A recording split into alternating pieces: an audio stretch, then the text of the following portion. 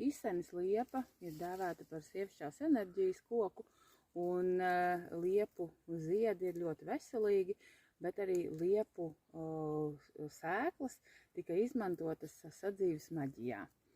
Tātad mēs varam savākt šos te liepas sēklas. Jā.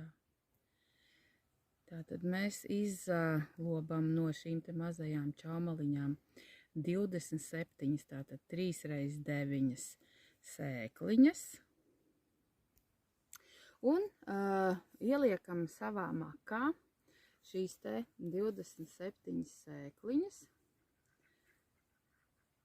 9 sēkliņas, tajā nodalījumā, kur mums ir santīmi, tātad monētas, ar tādiem vārdiem.